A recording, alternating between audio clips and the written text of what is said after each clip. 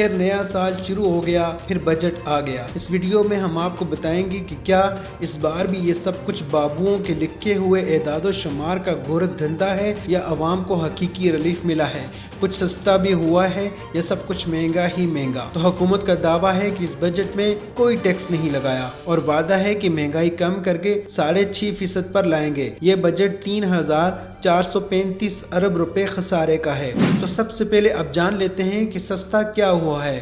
बच्चों के पीने के दूध समेत सप्लीमेंट्स, रबर, सीमेंट, पाकिस्तान में तैयार होने वाले मोबाइल सस्ते हो गए हैं। इसी तरह ऑटो रिक्शा, मोटरसाइकिल रिक्शा और 200 सीसी तक की मोटरसाइकिलों पर एडवांस टैक्स नहीं लिया जाएगा। अगर फाइलर हैं तो बच्चों की स्कूल फीस पर टैक्स भी नहीं देना पड़ेगा। 2 लाख रुपए से जायद सालाना फीस लेने वाले तालीमी इदारों को 100% जायद टैक्स देना पड़ेगा। कोरोना और कैंसर की तशखीस के आलात की दरामद पर ड्यूटी माफ कर दी गई है। एक सहूलत यह है कि अगर आप 1 लाख रुपए की खरीदारी करते हैं तो आपसे शनाख्ती कार्ड की कॉपी या शनाख्ती कार्ड नंबर नहीं मांगा जाएगा। मजे के महंगे एनर्जी ड्रिंक्स एंजॉय करने वालों को खबर हो कि हुकूमत ने उन पर एक्साइज ड्यूटी 13% से बढ़ाकर 25% कर दी है। बड़ी गाड़ियों में टशन मारने वालों पर कड़ी नजर है, इसीलिए डबल केबन गाड़ियों पर भी टैक्स की शरह बढ़ा दी गई है। दुकानदारों से 12% सेल टैक्स लेने की तजवीज है। सिगरेट और सिगार पर टैक्स 65 से बढ़ाकर 100% कर दिया गया है।